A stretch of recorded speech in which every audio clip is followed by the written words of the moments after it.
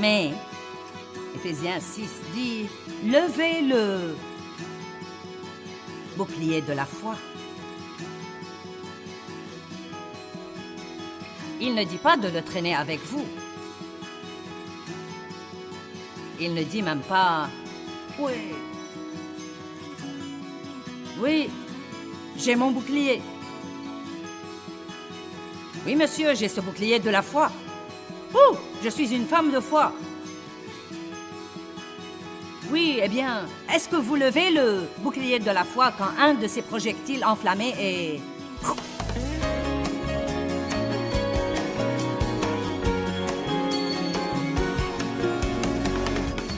Eh bien, Père, nous te rendons grâce pour la parole aujourd'hui.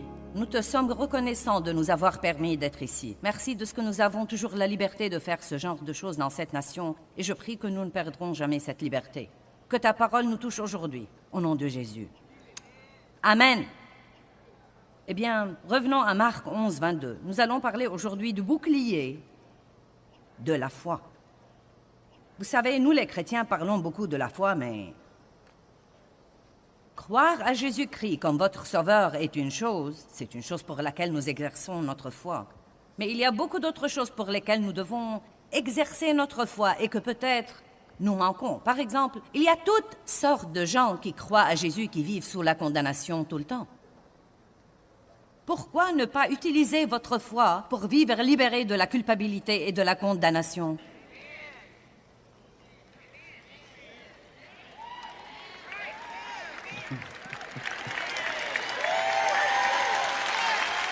Si vous croyez que quand vous avez demandé à Dieu de vous pardonner vos péchés, qu'il les a éloignés de vous autant l'Orient est éloigné de l'Occident, qu'y a-t-il pour vous sentir toujours coupable? J'essaye donc de dire que bien que nous ayons la foi et que nous disions, eh bien, je crois à Jésus, cela n'est pas vraiment la fin de la foi. À partir de là, nous sommes censés apprendre à vivre par la foi. Le juste vivra par la foi. Nous sommes justifiés devant Dieu par la foi. Nous sommes sanctifiés par la foi. Nous sommes rachetés par la foi. La satisfaction de nos besoins vient par la foi. J'allais à l'église pour beaucoup d'années et je croyais à Jésus, mais c'était pratiquement la fin de ce que je croyais. Je ne savais même pas que je pouvais espérer en Dieu pour d'autres choses. Je me rappelle avoir un jour rencontré dans un magasin une employée et nous nous sommes parlé, j'ai su qu'elle était chrétienne. Je lui ai donc demandé à propos des affaires. Comment vont les affaires? Tu travailles à la commission, tu touches un salaire. Vous savez, nous avons bavardé. Et elle a dit, eh bien, les choses ne sont pas très bonnes. Elle a dit, j'ai un quota que je dois faire. Et elle a dit, franchement, je ne l'ai pas fait et je suis inquiète que je puisse perdre mon travail. J'ai dit, eh bien, pourquoi ne pas prier que Dieu te donne grâce et amène les gens à venir à ton département pour acheter? Eh bien, vous voyez, c'était très normal pour moi car j'ai appris que je pouvais exercer ma foi pour des choses comme ça. Mais elle m'a regardée et m'a dit, eh bien... elle était croyante toute sa vie. Elle m'a regardée et m'a dit, « Eh bien, tu veux dire qu'il n'y a pas de mal à demander à Dieu de l'argent? » Donc, voilà, elle était chrétienne, elle allait à l'église tout le temps, elle croyait au Christ, mais elle ne savait pas qu'elle pouvait exercer sa foi pour quelque chose aussi simple que de pourvoir à ses besoins ou pour que Dieu amène les clients dans sa direction. Il n'y a rien pour lequel nous ne puissions pas prier, aucun besoin que nous ne puissions faire connaître à Dieu. Je ne dis pas que nous aurons tout ce que nous demandons, mais lorsqu'il s'agit de la satisfaction de nos besoins, nous pouvons exercer notre foi. Mais vous voyez, elle doit être exercée. Et parfois, à dire vrai, nous sommes un peu paresseux. Donc aujourd'hui, nous aurons des paroles pour les gens paresseux. Et personne ici n'est paresseux. Vous vous êtes levé et vous êtes venu ici. Je ne peux donc pas dire que vous êtes paresseux. Mais peut-être qu'il y a quelqu'un qui nous regarde à la télé quelque part dans le monde, en Europe, en Afrique, en Inde, en Australie, aux États-Unis, et qui est un peu paresseux. Eh bien, c'est vraiment un peu trop d'effort. Prenons quelque chose de simple, comme prier sur la nourriture. Nous ferions mieux de prier sincèrement, car il y a des trucs là-dedans qui pourraient nous tuer si nous ne prions pas. Que faisons-nous en fait? Et j'en suis coupable aussi. Merci Seigneur pour cette nourriture, bénis-la dans mon corps au nom de Jésus, Amen. Ou parfois, après en avoir mangé la moitié, bénis le Seigneur, ô mon âme, que tout ce qui est en moi... Eh bien, nous faisons ça comme une obligation ou une habitude ou quelque chose que nous faisons normalement, mais la foi n'opère pas vraiment à moins de prendre un moment pour prier sincèrement. Père, je prie sur cette nourriture et je t'en remercie. Et je prie, Dieu, s'il y a quelque chose de nuisible en elle, que tu ne le laisses pas nuire à ma santé au nom de Jésus. Amen. Donc, avoir la foi est une chose. Et utiliser la foi et exercer la foi en est vraiment une autre. La Bible parle du bouclier de la foi. Et Marc 11, verset 22, qui est notre texte biblique de base, dit simplement « Ayez foi en Dieu constamment. » Et Jésus répondit et dit « Ayez foi en Dieu constamment. » J'aime ce verset. Non pas de temps en temps, non pas occasionnellement, non pas jusqu'à ce que vous soyez fatigué d'attendre votre exaucement, mais ayez foi en Dieu constamment. Maintenant, apprenons quelques faits sur la foi. Tout d'abord, la foi peut grandir. Regardons 2 Thessaloniciens 1:3. La foi peut grandir, mais elle ne grandit que quand nous l'utilisons. Combien d'entre vous voudraient avoir une masse musculaire plus grande que celle que vous avez? Vous savez quoi? Vous ne pouvez pas prier pour ça. Non, mais aussi grande que soit votre foi, vous pouvez réunir tout un groupe de croyants remplis de foi et vous n'aurez pas plus de muscles par la prière. Vous savez, le seul moyen de l'avoir, c'est l'effort. Amen. Vous devez utiliser ce muscle et plus vous l'utilisez, le muscle commencera à grandir. Et ensuite, pour le faire grandir davantage, vous devez soulever des choses plus lourdes ou faire des choses plus dures. Donc pourquoi pensez-vous que nous traversons quelque chose et nous le passons et nous disons « Ah ». Et ensuite, il y a quelque chose de plus dur que la dernière chose. Donc, bien, nous traversons ça et c'est comme « Ah ». Et ensuite, une autre chose. Eh bien, au moment où nous arrivons à ce niveau-là, ces choses ne nous dérangent plus du tout. Amen.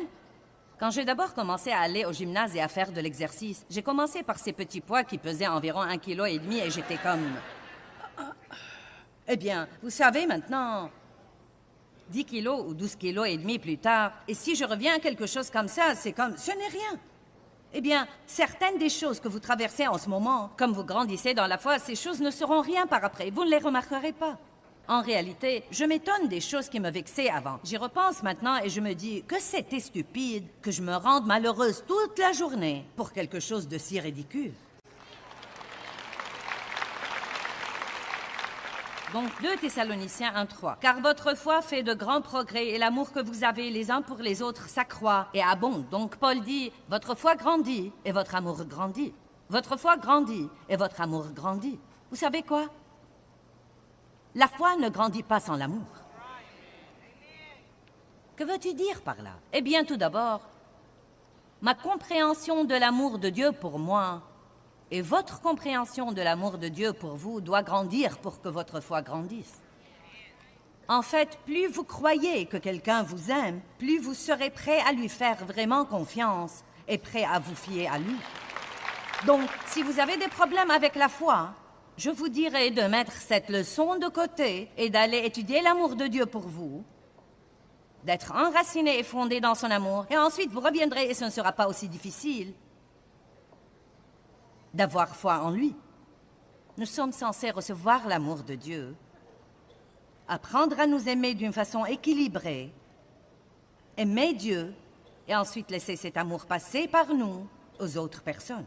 Galates 5:6 dit que la foi opère par l'amour. C'est pourquoi Marc 11 dit « Et quand vous êtes debout, en prière, si vous avez quelque chose contre quelqu'un, laissez tomber, oubliez, pardonnez. » Pourquoi? Parce que la foi n'opère pas sans l'amour.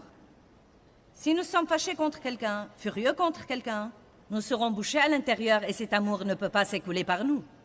Donc notre foi ne va pas opérer non plus. Il dit donc « Je suis heureux que votre foi grandisse et que votre amour les uns vers les autres s'accroisse aussi, et abonde. » Je crois que pendant les 25 dernières années dans l'Église, nous avons prêté beaucoup plus attention à la foi qu'à l'amour.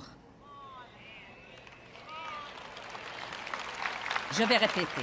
Je crois que nous avons prêté beaucoup plus attention à la foi qu'à l'amour.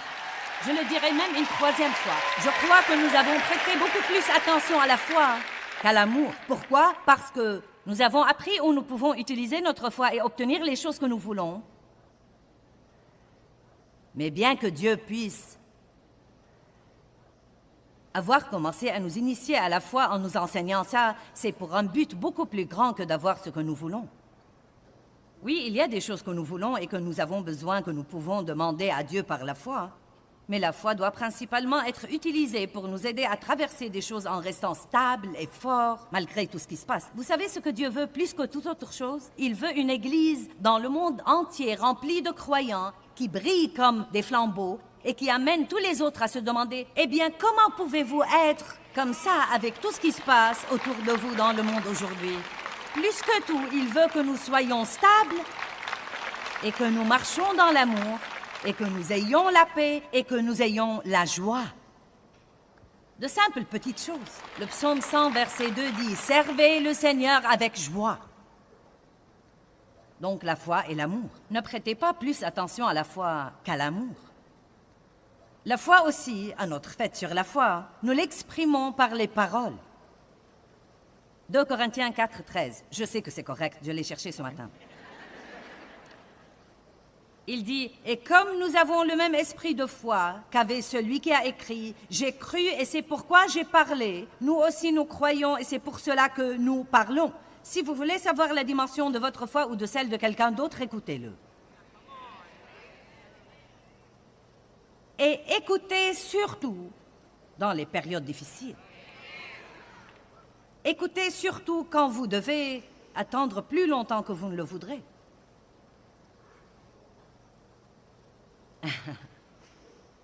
Écoutez surtout quand quelqu'un d'autre obtient ce que vous voulez et que vous ne l'avez pas encore obtenu. Et écoutez surtout quand quelqu'un vous maltraite et que le Seigneur ne vient pas pour vous justifier aussi vite que vous le voudrez. Alors vous commencerez à découvrir la vraie dimension de votre foi. Encore une fois, c'est différent de la foi par laquelle nous recevons Jésus-Christ. Nous croyons à Christ, nous croyons qu'il est mort pour nous et qu'il est notre seul espoir de salut. Et si vous n'avez pas encore ce salut, vous pouvez l'avoir en ce moment en invitant Christ à votre vie. Admettez que vous êtes pécheur, que vous voulez vous détourner du péché. Je suis désolé, Dieu, s'il te plaît, viens vivre au-dedans de moi et sauve-moi. C'est tellement simple que les gens le manquent. Donc nous avons la foi, nous l'avons, mais nous sommes censés apprendre à vivre par cette foi. Nous sommes censés apprendre à exercer cette foi pour tous les aspects de notre vie, et cela demande un peu de concentration et un peu d'application. La foi dissipe la crainte et le souci. Matthieu 6,30 dit « Ne vous inquiétez pas de la satisfaction de vos besoins. À chaque jour suffit sa peine. Ne vous inquiétez pas ni du lendemain ni d'hier. Exercez votre foi tous les jours, un jour à la fois. » Vous savez, j'ai des choses comme vous. J'ai en ce moment 2 situations qui ont lieu et qui sont un peu tendues et je dois m'occuper de quelques situations et je ne sais même pas comment je me suis fourrée là-dedans pour commencer. Mais vous savez comment ça se passe. C'est un de ces trucs de « pourquoi moi ?» Vous savez pourquoi je dois faire ça? Mais néanmoins, je suis là-dedans et dois le mener à bonne fin. Donc, vous savez, les choses vont mal. Et donc, vous vous levez le matin et vous commencez à essayer de prier et vous commencez à penser « qu'en est-il de ceci et cela ?» Comme vous, je dois dire « non, je vais utiliser ma foi pour vivre aujourd'hui. » J'aurai ce dont j'aurai besoin demain quand viendra demain. Nous devons tous faire ça. Mais vous voyez, c'est quelque chose que vous devez faire exprès. Vous devez exercer votre foi exprès sur ce plan et apprendre à vous parler tout seul s'il le faut et vous rappeler des versets comme « Je ne dois pas m'inquiéter du lendemain ». Sûrement Dieu m'aime beaucoup plus que les oiseaux et je n'ai jamais vu un oiseau sur une branche avoir une dépression parce qu'il ne sait pas d'où viendra son vers suivant. Non, mais Dieu dit qu'il nourrit les oiseaux. Il n'y a rien de plus beau dans le monde que les fleurs et Dieu s'occupe d'elles. Nous ne devons donc pas nous inquiéter, car Dieu s'occupe de nous. Mais bien que nous ne devions pas nous inquiéter, nous devons exercer notre foi là-dessus. Vous voyez, je crois que c'est là que nous sommes paresseux parfois. Nous disons Dieu s'en occupera. Le lui avez-vous demandé? Avez-vous prié là-dessus? Est-ce que votre confession s'aligne sur ce que vous dites que vous croyez? Ce sont les domaines où nous exerçons notre foi, et si nous jouons notre rôle, Dieu ne manquera jamais de jouer le sien. Jésus a même dit aux disciples, quand ils étaient craintifs dans la tempête, « Si vous aviez assez de foi, vous n'auriez pas craint la tempête. » Pourquoi Dieu nous laisse-t-il traverser des choses? Parce que la foi grandit par l'expérience avec Dieu. Ma foi est tellement plus forte maintenant qu'elle ne l'était il y a 36 ans, quand je suis entrée dans une relation sérieuse avec Dieu, et j'étais chrétienne longtemps avant de devenir sérieuse. Bonjour. Allez, je m'adresse à certains d'entre vous qui me regardent à la télé en ce moment. Et n'éteignez pas le poste non plus.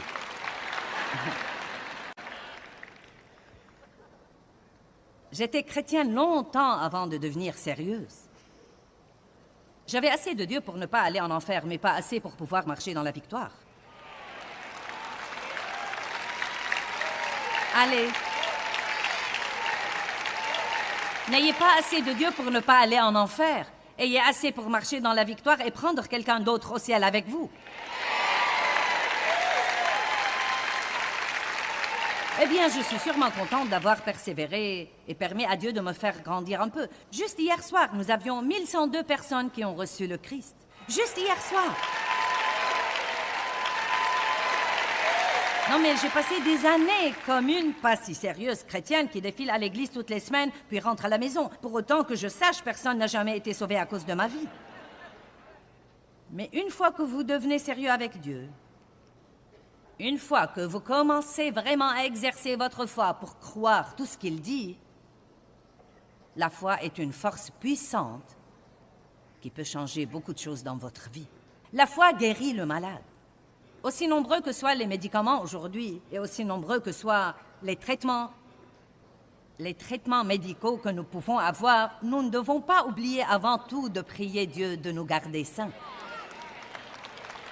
Amen. Si vous ne connaissez pas bien le désir de Dieu de guérir les malades, lisez Matthieu 8, les 17 premiers versets, et vous verrez qu'il guérissait les gens chaque fois qu'ils se retournaient. Mais l'incroyance peut empêcher Dieu de faire ce qu'il veut faire. Maintenant, regardons Matthieu 13, 58. Et il ne fit pas beaucoup de miracles dans ce lieu à cause de leur incrédulité, leur manque de foi dans la mission divine de Jésus. Dieu travaille donc tout le temps, mais en fait, nous recevons ce qu'il fait par la main de la foi. Nous devons exercer notre foi et dire « Dieu, je crois ta parole et je veux me l'approprier. » Donc, voici certaines des choses que fait la foi. La foi pourvoit à nos besoins. La foi nous sauve du péché. La foi peut nous faire vivre complètement libérés de la culpabilité. Wow!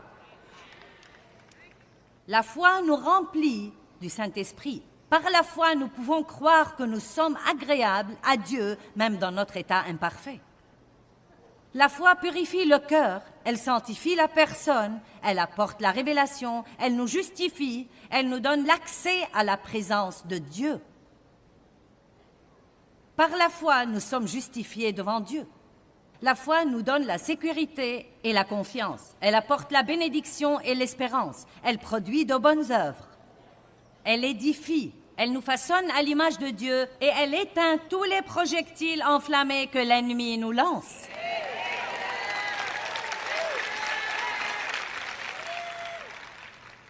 Mais, Éphésiens 6 dit, « Levez le bouclier de la foi. » Il ne dit pas de le traîner avec vous. Il ne dit même pas « Oui, Oui, j'ai mon bouclier. Oui, monsieur, j'ai ce bouclier de la foi.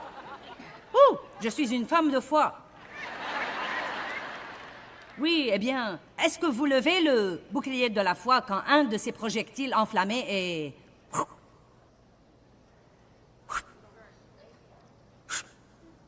Un autre mensonge? Non, je ne crois pas ça. Une autre attaque? Non, je ne crois pas ça. Éphésiens 6, 16. Je crois que je vais le laisser là pour que vous le voyiez. Éphésiens 6, 16 dans la Bible amplifiée dit « Levez surtout le bouclier protecteur de la foi qui sauve, par lequel vous pourrez éteindre tous les projectiles enflammés du malin. » Et la traduction King James dit « Par-dessus tout ». Quelqu'un peut dire « Par-dessus tout » ? Par-dessus tout, prenant le bouclier de la foi, par lequel vous pourrez éteindre tous les projectiles enflammés du malin. Mais de nouveau, ce bouclier, la foi, ne nous sert à rien à moins de la prendre, de la lever, de l'extérioriser, de la libérer, de l'exercer. Et comment exerçons-nous notre foi? Par la prière, par les paroles et par l'action inspirée de Dieu et remplie de foi. Pas n'importe quel genre d'action, mais l'action inspirée de Dieu et remplie de foi. Que dit la Bible dans Jacques 1? Elle dit « La foi sans les œuvres est morte. Non pas les œuvres de la chair, mais les œuvres que Dieu nous dit de faire. » Donc, nous voyons que nous ne devons pas être paresseux. Puis-je vous dire une chose? Il ne suffit pas d'aller à l'église et de déposer votre postérieur sur un banc. Qu'importe, vous pouvez aller 4 fois par semaine et écouter quelqu'un d'autre qui s'est donné beaucoup de peine et n'a pas été paresseux. Vous donnez la parole de Dieu, vous la donnez à la petite cuillère et ensuite vous sortez au pas et vous rentrez chez vous et vous revenez la semaine d'après pour prendre un autre pas. Ça ne suffit pas. C'est un commencement, mais ça ne suffit pas. C'est bon, mais ce n'est pas assez. Eh bien, que veux-tu que je fasse? Eh bien, vous pouvez commencer par prendre quelques notes ou acheter une copie enregistrée des messages que vous écoutez et vous pouvez rentrer chez vous et étudier. Écoutez quelqu'un d'autre vous dire quelque chose est un niveau, mais quand vous étudiez, ces informations pourront devenir une révélation pour vous. Ne passez pas votre vie à être la personne dont on doit s'occuper. Allez, laissez-moi répéter. C'est l'heure de la transition pour certains d'entre vous. Vous savez, nous voulons servir les gens, mais ne soyez pas la personne qui toute sa vie a besoin de recevoir le service. Soyez la personne qui aide quelqu'un d'autre. Pas seulement ça, je crois que quand nous recevons, nous en arrivons à un point où nous ne pouvons même plus recevoir si nous ne commençons pas à donner. La foi sans les œuvres est morte. Elle n'a pas de puissance. Aucune puissance. La foi devrait toujours venir avant les œuvres. Mais nous ne pouvons pas oublier les œuvres, et cela demande un effort. Combien d'entre vous savent que faire ce qu'il faut demande un effort? Allez, n'ayez pas juste assez de foi pour ne pas aller en enfer. Ayez assez de foi et exercez-la pour marcher dans la victoire et être une bénédiction pour quelqu'un d'autre. Je ne crois pas que nous devrions passer un jour sans être capables de dire « Je suis si content, Dieu, que tu m'aies permis d'être une bénédiction pour un tel aujourd'hui. » Dieu, j'ai pu encourager, j'ai pu élever, j'ai pu répondre à un besoin. J'ai pu partager ma foi avec quelqu'un. Les chrétiens paresseux ne restent jamais protégés contre les complots et les plans de Satan. Paresseux est un bon mot, n'est-ce pas?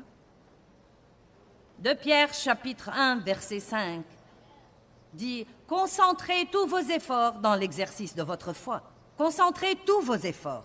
Pour cette raison même, joignez votre diligence aux promesses divines. » Nous avons donc les promesses de Dieu. Mais il dit « Concentrez tous vos efforts dans l'exercice de votre foi pour acquérir la vertu, l'excellence, la résolution, l'énergie chrétienne. » Et ensuite, il dit d'autres choses. Mais l'essentiel est que vous devez faire un effort pour exercer votre foi. L'espoir est une bonne chose. Mais si l'espoir est du genre « si seulement », L'espoir est un parent très proche de la foi et je ne crois pas que vous pouvez avoir la foi sans l'espoir car l'espoir est une attente positive comme quoi quelque chose de bien va arriver. Vous devez donc avoir l'espoir avant même d'exercer votre foi. Mais beaucoup de gens n'ont rien de ça, ils se contentent de souhaiter. Si seulement j'avais. Nous n'avons pas besoin de souhait mais de volonté. Nous devons pouvoir nous lever et dire « Je vais jouer mon rôle par la puissance de Dieu ». Levez-vous chaque matin et prenez 10-15 minutes pour remercier Dieu pour ce qu'il fait et louez-le et exercez votre foi pour ce dont vous savez que vous avez besoin ce jour-là et pour ce qui peut survenir et exercer votre foi pour sortir en public et vous comporter en chrétien. Passez un moment en présence de Dieu et demandez-lui de vous remplir de la puissance du Saint-Esprit. J'aime Éphésiens 3 qui dit que Paul a prié qu'ils soient fortifiés dans leur homme intérieur et que le Saint-Esprit demeure au tréfonds de leur être et de leur personnalité. Je connais des personnes qui auraient besoin d'une bonne piqûre du Saint-Esprit dans leur personnalité. Faire confiance à Dieu est une des choses les plus importantes que nous devons apprendre à faire. Faire confiance à Dieu nous aide à avoir la paix et quand nous l'aurons, nous aurons la joie.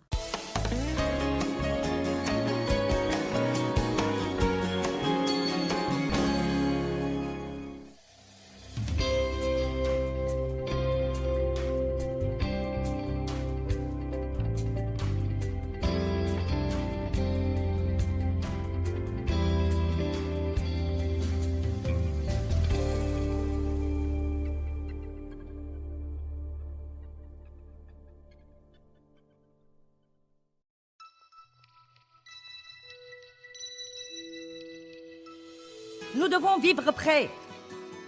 Nous devons vivre remplis de la puissance de Dieu, remplis de la parole de Dieu. Notre foi doit être aiguisée et nous devons lever le bouclier de la foi.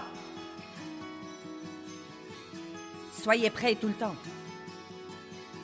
Si vous pensiez que Jésus reviendrait vendredi prochain,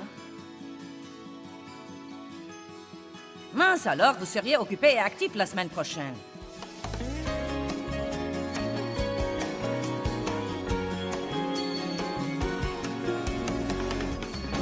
Je crois que Matthieu 25 est un des meilleurs chapitres de la Bible à lire si vous traversez une période de paresse et que vous voulez vous secouer. Vous savez, certains d'entre vous n'ont aucun problème avec la paresse, mais je vous demande un peu de patience, car beaucoup d'autres en ont. Et peut-être que vous travaillez dur physiquement et vous pensez « je ne suis pas paresseux », mais laissez-moi vous demander. Êtes-vous paresseux spirituellement? Il y a une différence entre être paresseux dans votre travail et être paresseux dans l'exercice de votre foi ou paresseux dans les choses de Dieu dont vous devez vous occuper. Attendre Dieu n'est pas une activité charnelle, mais vous êtes spirituellement actif quand vous attendez Dieu. Je te fais confiance, Dieu. J'espère en toi. J'exerce ma foi. Je ne veux pas agir dans la chair, là. J'ai confiance en toi. Matthieu 25:1. Alors il en sera du royaume des cieux comme de 10 jeunes filles qui prirent leur lampe et sortirent à la rencontre de l'époux. 5 d'entre elles étaient insensées et 5 étaient sages. Les insensés, en prenant leur lampe, ne prirent pas d'huile en plus avec elles. Le chrétien paresseux ne fait rien en plus. Ceux d'entre vous qui me regardez pendant que vous êtes allongés sur vos lits en ce moment,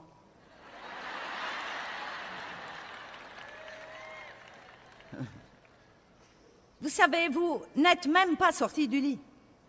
Vous aviez déjà réglé la télé sur la bonne chaîne et avec les yeux toujours endormis, vous avez pris la télécommande et dit « J'espère que Joyce a une bonne parole pour moi aujourd'hui. » Allez, je sais.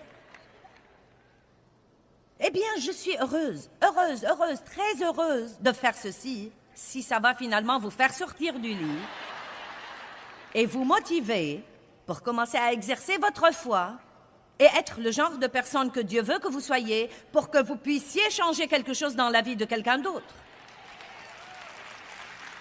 Quelqu'un m'a aidé pour que je puisse vous aider et je veux vous aider pour que vous puissiez aider quelqu'un d'autre.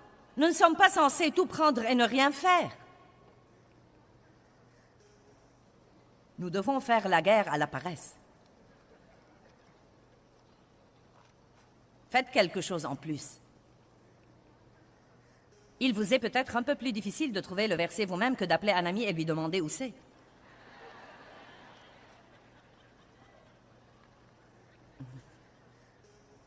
Allez, vous riez trop. Il y a quelque chose qui ne va pas avec ça. Je m'inquiète quand vous riez autant. Si vous découvrez vous-même où est le verset, vous ne l'oublierez plus. Mais les sages prirent avec elles de l'huile dans leurs flacons, en plus de l'huile qui était dans leur lampe. Or, comme l'époux, le marié, tardait à venir, elles s'assoupirent toutes et s'endormirent. Nous nous lassons tous d'attendre. Et s'endormir. Mais au milieu de la nuit, un cri retentit, « Voici l'époux, sortez à sa rencontre !» Alors toutes ces vierges se levèrent et apprêtèrent leurs lampes. Et les insensés dirent aux sages, « Donnez-nous de votre huile, car nos lampes s'éteignent. » Je peux les entendre en ce moment. « Sœur,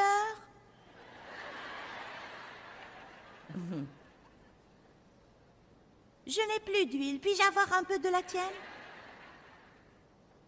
Mais les sages répondirent, « Il n'y en aura pas assez pour nous et pour vous. Allez chez les marchands et achetez-en pour vous. » Et pendant qu'elles allaient faire ce qu'elles auraient dû faire il y a longtemps, l'époux arriva. Elles ont tout raté.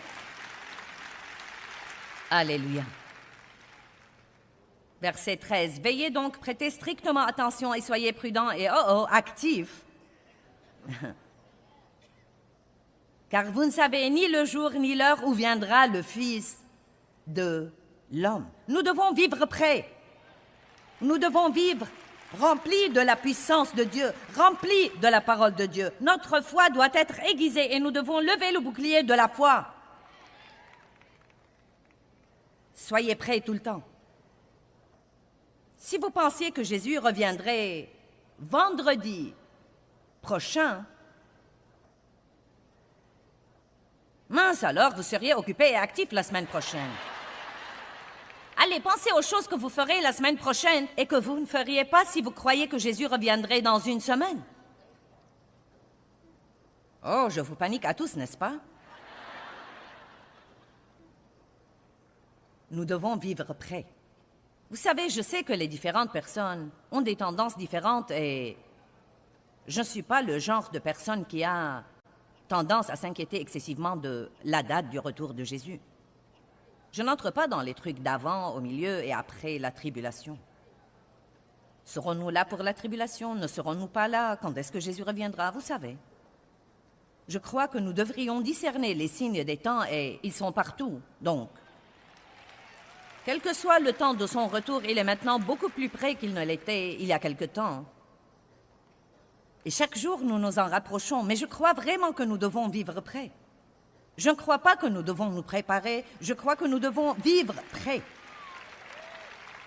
Si vous marchez dans votre autorité et si vous savez que vous êtes en Christ à tout moment, quand le diable viendra contre vous, vous n'aurez pas à vous démener pour essayer de prendre l'autorité. Je prends l'autorité sur toi aujourd'hui. Tu ne vas pas me faire ça.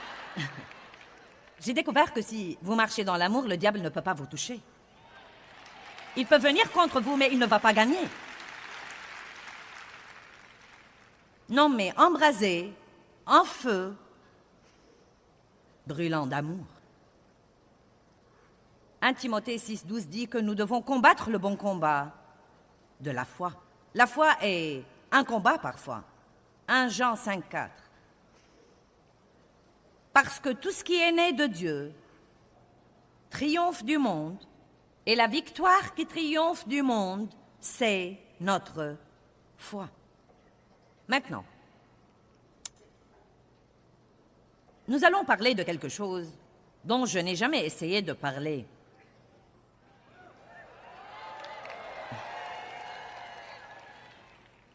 Nous verrons donc ce qui arrivera, car je veux vous enseigner aujourd'hui que bien que vous exerciez votre foi pour avoir les choses que vous voulez et dont vous avez besoin, qu'est-ce que vous êtes censé faire quand vous n'êtes pas exaucé? Ayez foi en Dieu constamment. Ce qui est agréable à Dieu, c'est notre foi. Et si nous voulons être agréables à Dieu, nous devons apprendre à rester dans la foi aussi longtemps que ça prenne, indépendamment de ce que nous voyons et nous ressentons. Que ce soit juste ou que ce soit injuste, que ça nous semble juste ou injuste, si Dieu nous rend justice en 2 jours ou si ça lui prend 20 ans,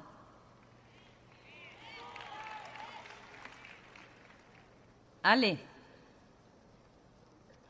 Mon père a abusé de moi sexuellement et il m'a fallu 55 ans pour voir la justice. Mais je suis finalement arrivée à mener mon père au Seigneur et je l'ai baptisé.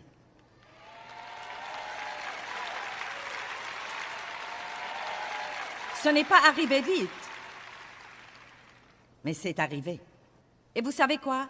Même s'il n'avait jamais reçu Christ, ma position serait toujours de croire, même quand il est mort. La seule chose qui peut mettre fin à la foi, c'est l'exaucement. Allez maintenant. Donc, c'est intéressant que nous ayons dans la Bible ce qu'on appelle le Panthéon. Et je lisais ça les 2 derniers jours, et je dois vous dire encore une fois que je suis absolument étonnée. Vous dites, eh bien, pourquoi n'en as-tu jamais parlé dans une de tes réunions? Parce que... Placeur, fermez les portes. Parce que aucun de ces gens qui sont là ce soir dans le Panthéon de la foi n'a été exaucé. Maintenant, je ne m'attends pas à ce que vous m'applaudissiez et m'acclamiez. Vous n'avez pas besoin de faire ça. Mais ils sont morts en croyant toujours. Et la Bible nous dit qu'ils sont de bonne réputation et qu'ils sont un exemple pour nous aujourd'hui. Et pas seulement ça, la Bible nous dit qu'ils étaient soutenus et contrôlés par leur foi. J'aime vraiment ça. Puis-je vous dire quelque chose? Et si vous avez assez d'expérience avec Dieu, vous serez d'accord avec moi. Si vous avez assez d'expérience avec Dieu, dites un amen enthousiaste quand je dis ça. Oui, l'exaucement est la chose la plus merveilleuse. Mais ce n'est pas là que je veux l'amen. Mais à vrai dire, et croyez-moi, même si vous n'êtes pas exaucé et que vous avez une vraie foi, vous serez aussi heureux que si vous étiez exaucé.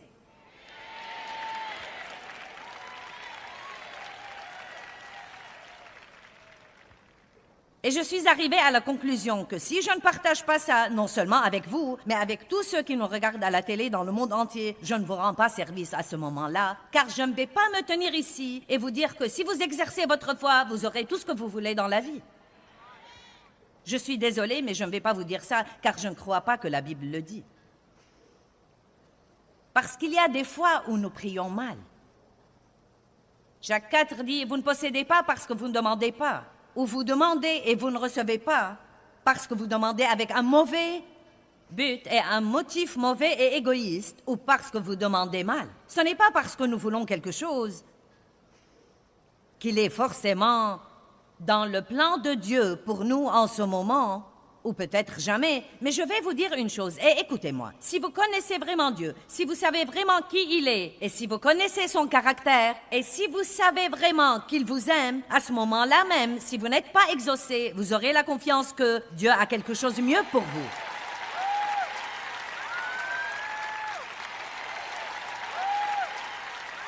À ce moment-là, la foi devient bonne. Dieu, si tu ne me le donnes pas, c'est que tu as quelque chose de mieux pour moi et je ne suis pas assez intelligente pour ça.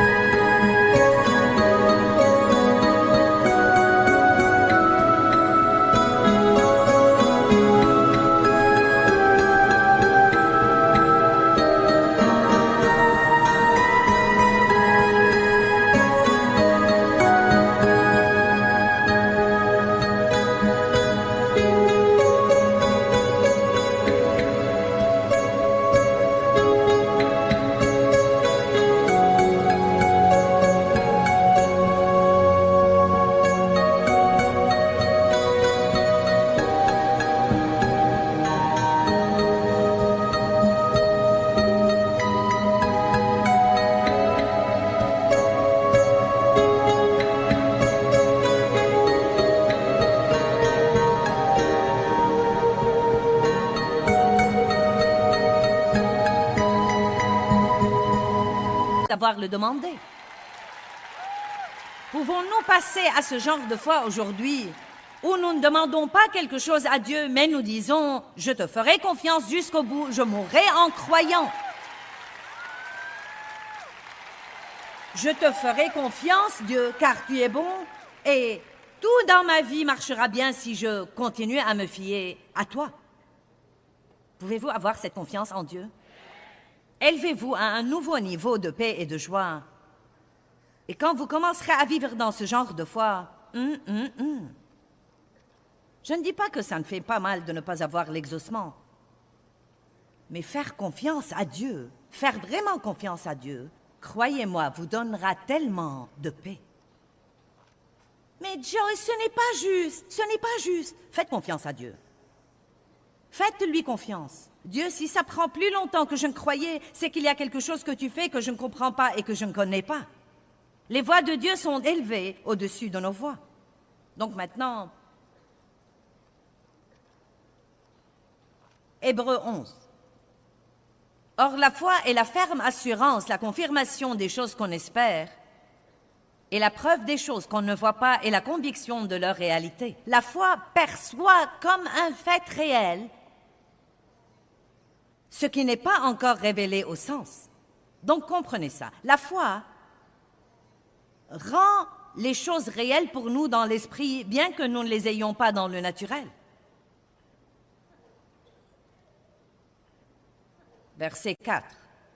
Incité par la foi, Abel offrit à Dieu un sacrifice meilleur et plus acceptable que celui de Caïn. Donc, la foi peut vous amener à donner ce que vous avez de mieux, alors que la crainte vous amène à garder le mieux et à donner ce qui ne vous dérange pas.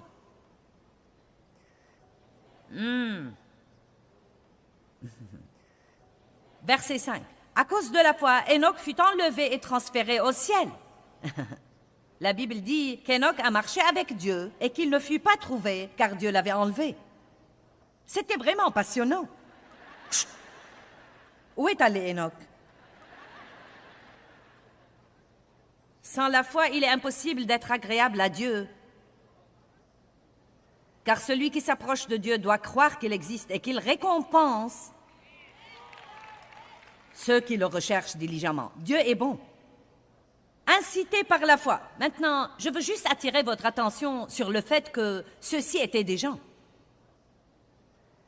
Incité par la foi, Noé, divinement averti de choses qu'on ne voyait pas encore, prit la prédiction au sérieux et construisit diligemment et révérencieusement une arche pour sauver sa famille. Dieu lui avait parlé d'un déluge à venir, et vous devez comprendre, il ne savait pas ce qu'était la pluie. Et il lui a fallu 100 ans pour construire l'arche. Et tout le monde croyait qu'il était complètement dingue. Maintenant, vraiment, vous n'y pensez pas. Pensez avec moi. Nous pouvons à peine finir notre déjeuner au travail si quelqu'un se moque de nous et si nous ne faisons pas partie du groupe. Je sais que je ne devrais probablement pas m'asseoir là et écouter ces histoires cochonnes. Mais tu sais, je me sens seule. Oh, ne vous asseyez pas là et n'ayez pas cet air. On s'est moqué de lui et on l'a raillé pendant 100 ans. Et il l'a fait comment? Par la foi. Je te fais confiance, Dieu. Je te fais confiance. Je te fais confiance. Et écoutez, quand j'ai fait un pas de foi en 76, pour faire ce que je fais en ce moment, j'ai perdu tous mes amis. On m'a demandé de quitter mon église. Tout le monde croyait que j'étais complètement dingue. Tu es appelé à faire quoi? Et la moitié du temps, je pensais que j'étais complètement dingue. Mais je suis toujours là. Amen. Et Noé a construit l'arche par la foi. Et il ne s'est pas noyé. Poussé par la foi, verset 8, répondant à l'appel, Abraham obéit et partit pour un pays qu'il devait recevoir en héritage. Et il partit sans s'inquiéter de savoir où il allait. J'aime ça. Pensez-y. Abraham avait une famille, avait un pays, avait une tente, avait du bétail. Et Dieu lui a dit, je ne peux pas faire ce que je veux faire par toi ici. Il faut quitter cet endroit et aller ailleurs. Bien Dieu, où veux-tu que j'aille? Eh bien, range tes affaires et commence à déménager et ensuite je te dirai. Allez, non mais croyons-nous vraiment que c'était comme, oh d'accord. Bien sûr, pas de problème. Pourquoi Dieu a-t-il dû faire ça? Peut-être quelque chose qu'Abraham ne comprenait pas à l'époque. Parfois, nous ne comprenons pas quand Dieu nous demande de faire quelque chose. C'est comme, pourquoi veux-tu que je fasse ça? Pourquoi je ne peux pas avoir un beau ministère où tout le monde m'applaudit et m'acclame? Non, mais après tout, je suis une femme douce qui essaye de faire ce qu'il faut et j'ai perdu tous mes amis et j'ai été chassée de mon église. Tout ce que j'avais pour être promue par Dieu était la solitude et le rejet. Mais cela m'a aidé à apprendre à bien connaître Dieu, car je n'avais plus que lui.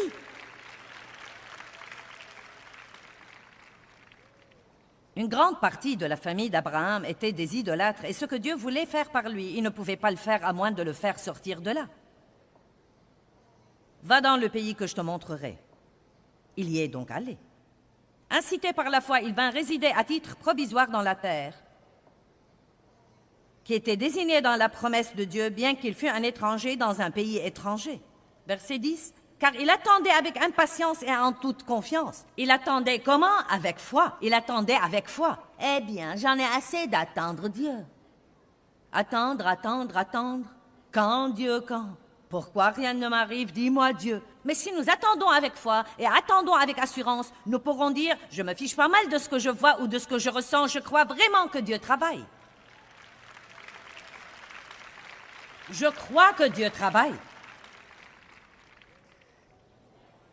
Sarah, verset 11, qui n'était plus en âge d'avoir des enfants et était ridée partout où l'on peut être ridé, reçut par la foi une puissance physique pour donner naissance à un enfant.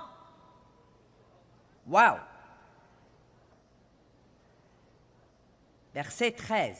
Tous ces gens moururent soutenus et contrôlés par leur foi, sans avoir obtenu la réalisation tangible de la promesse de Dieu. Eh bien, minute, Sarah a eu un enfant, oui, c'est vrai. Mais ils attendaient quelque chose bien au-delà de ça. Ils attendaient avec impatience le Messie, à qui nous nous fions maintenant et que nous aimons. Ils attendaient avec impatience d'entrer dans cette terre promise, et ils ont voyagé toute leur vie pour y arriver, et ne sont jamais entrés. Mais ils sont morts dans la foi. Et maintenant, ils sont dans le Panthéon, et vous savez, je n'ai pas le temps de leur rendre justice. J'y reviendrai donc peut-être une autre fois. Mais si vous passez à la page suivante, verset 17 dit, « Par la foi, Abraham, mis à l'épreuve, offrit son fils unique en sacrifice parce qu'il croyait que même si Dieu le laissait tuer Isaac, que Dieu était capable de le ressusciter. Abraham avait tellement de foi, il a dit que même la mort ne pouvait arrêter Dieu. Même la mort ne pouvait pas l'arrêter. Incité par la foi, verset 21, Jacob, sur le point de mourir, bénit chacun des fils de Joseph. Verset 22, poussé par la foi, Joseph, approchant de sa fin, évoqua la promesse de Dieu, comment les fils d'Israël sont sortis d'Égypte et se sont dirigés vers la terre promise, et donna des ordres au sujet de ses ossements. Il a dit, prenez mes ossements avec vous quand vous partirez d'ici, car mort ou vivant, je vais me retrouver dans la terre promise. Allez, est-ce que quelqu'un m'entend aujourd'hui?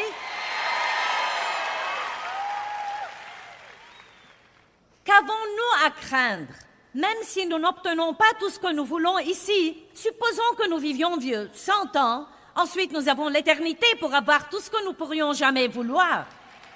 Il n'y aura plus ni cris, ni larmes, ni tristesse, il n'y aura plus de nuit, Dieu lui-même sera notre soleil. Nous le connaîtrons comme il nous a connus. Et de quoi nous n'aurons pas besoin au soleil? De la foi.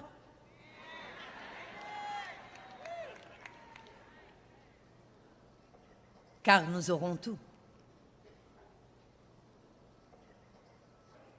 Restez avec moi.